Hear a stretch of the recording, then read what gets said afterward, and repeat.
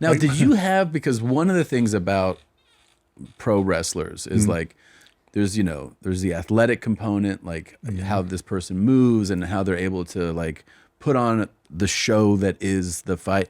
But then there's like the actual, I'll say like the acting, the personality, and like, you shine in both, but I feel like you're such a natural performer, like on top of the athletic stuff, the actual performance of the persona. Yeah.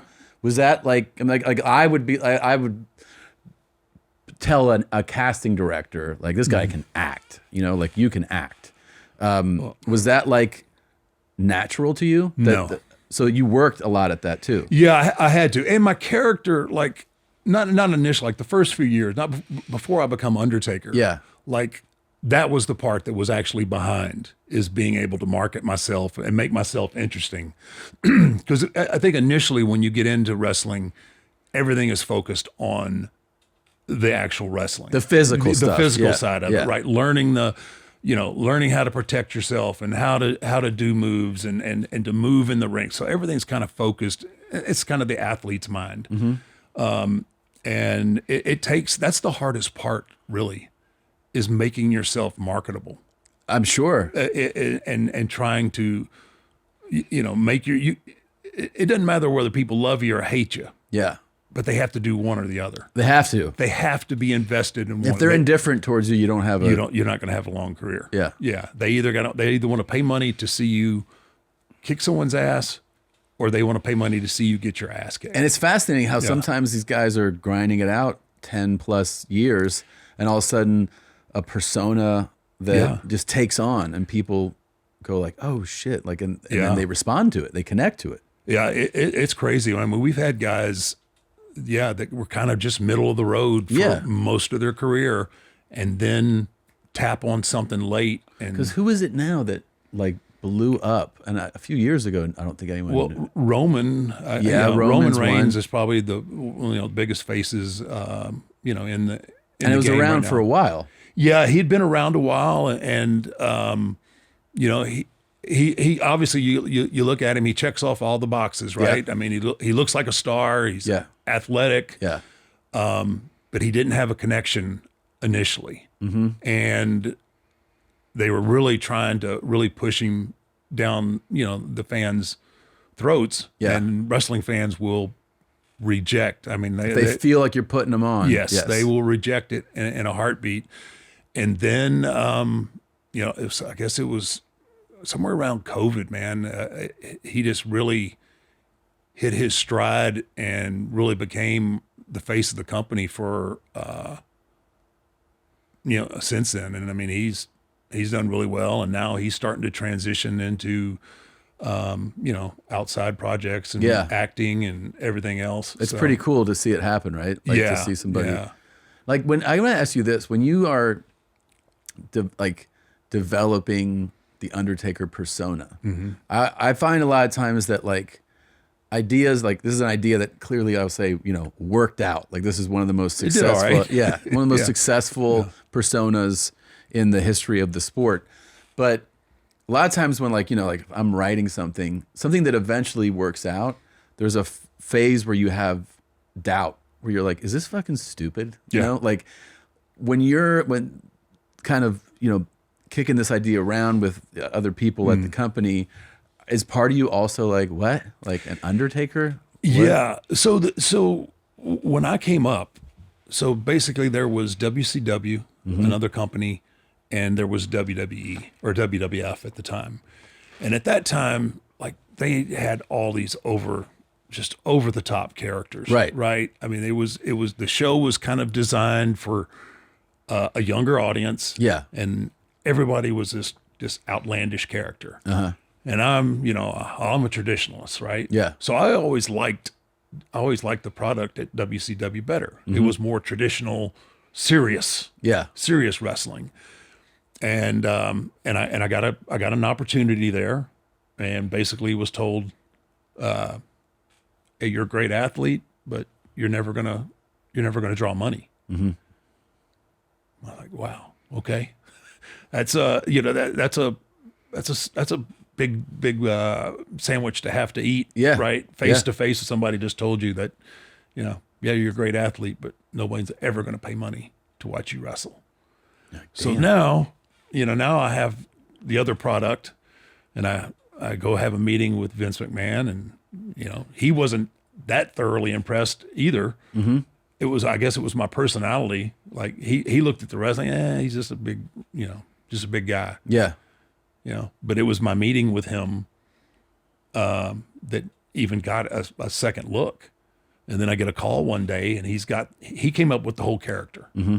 which was based on, the Undertaker was based on an old Western style Undertaker. Uh-huh. The two guys in Main Street, they go have the gunfight, and one loses, the guy comes out, starts measuring for the pine box. Yeah. That was the original concept. Uh-huh.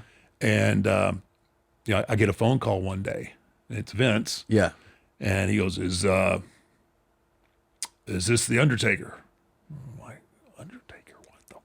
What is the under, Yeah. And there was another kind of another thing going on their show at the time where they had this giant egg, and I just knew, I knew that was going to be me. I was going to be Eggman or some stupid shit like that. Yeah. And I almost would give myself yeah. So this all happened around the same time that I debuted. The same night. Mark, you like eggs, right? I love eggs, but I didn't want to come out of the egg. Let me look what comes out of the egg there, right? I know, bro. I mean, that's, this is what I'm at home. And then I finally get the call, and he said, asking me if it's the Undertaker. Uh-huh. And I'm still trying, this sounds like Vince McMahon, but is it really Vince? I mean, I've only met him once. Yeah. Right? And I'm like, Undertaker's not chicken, man. Like, hell yeah, this is the Undertaker, right? Yeah. He's like, great, god damn, can you be here tomorrow? And I'm like, Stamford, Connecticut. I'm like, yeah, I can be there, right? Yeah. I'm so green and know so little about the world at this point. Like, I hang up with him, and I'm like, oh shit, how am I going to get there? Yeah, right? Because I got no money. I'm broke, and finally somebody obviously calls me back and sets up travel, but. Anyway, he brings me up to the office and has these storyboards laid out, and with the with the images of the Undertaker, and I'm just like, oh, this is really cool. So you do dig it, like when you first. Oh yeah. Okay. Once I saw it, and then he kind of gave me an idea of what he was looking for, and then he kind of handed it over to me and said, okay, now make it yours. So now I'm invested in. I'm watching all of Friday the 13th movies, and the Halloweens, and all these things, and I'm trying to take little bits of all of them and incorporate them and make them my own. And but yeah, it was a little strange at first, because you're right. You don't want something to be. I mean, that really has the potential to be really corny, and I was just really. I think it was so different at the time that it resonated somehow with people. And then that character, an Undertaker, somehow or another become beloved. Yeah. In a very short amount of time, like, people were just enamored by this character. Yeah. And there's nothing about it that is, where everything is baby faces and heels. There's nothing baby faced about that. And no. By the time that I wrestled Hogan in 91, like, when we come out, I remember that was in Detroit as well. And we came out, and it was like obviously Hogan was the good guy. Yeah. And it was like 60-40. The crowd was in favor of me. Really? Yeah. I mean, that Hulk Hogan, I mean, he's the name. Surreal, like, for you, like, I wanted to do this. You see that, like, hey, maybe I have potential. Now you're doing it, and now, like, is that pretty much when you realize, oh, I'm like, this is as I'm here. Yeah, that night was that night was really surreal and a real full circle moment of, like, wow, because it had only been, I don't know, 4 years or so. Yeah, that's pretty fast. It happened really fast for me. I was very fortunate. It seemed like going through it. It seemed like it was forever, because I'd been to, I had to go to South Africa, and I stayed in South Africa for 4 months, and Japan, and all these places, and WCW. But yeah, the whole process to get to that point, yeah, was not that long a time. It's and also it wasn't, not only did that happen fast, but the staying power of the Undertaker. It wasn't like, and now it's gone. Like, Yeah. like the Undertaker, this is like iconic household. Like, I remember talking to my wife about wrestling. And and she was like, she goes, yeah, I don't know. Literally, she goes, I don't know anything about wrestling. I go, nothing. She goes, I mean, I know like the Undertaker. You know, like it's one of those things where like even somebody you might want to look into her past. I don't know.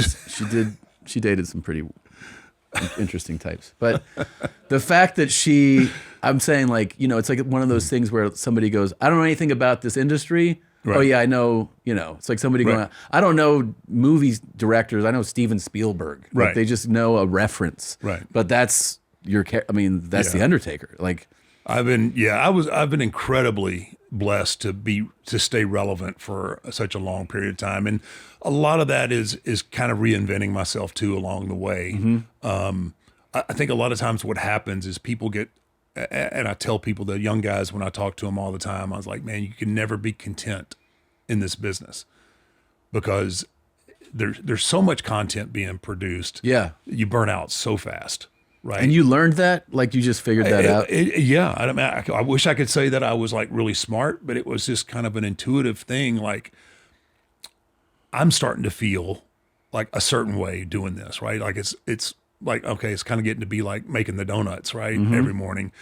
So if I'm feeling like this, my audience has got to be feeling a certain way as well. So that was one of the things that I think gave me such longevity, was being able to stay true to the character for the most part, but evolving it and moving it along. And, what would that look like to you? What would evolving mean to you? It started out simply by just changing colors. Like, you know, there's nothing fancy about the Undertaker, but the original look was, you know, the long coat, the hat, everything was gray and white, and you know, just changing it to purple. Yeah, just like, oh, that's different. Yeah, you know, and then you know, a couple of years later, changing some of the look and adding different, you know, move sets and just trying different, you know, different. Can I ask you, because it's one of the things that stands out when you look at these, like, is it challenging at all, difficult to wrestle with gloves on? Those gloves.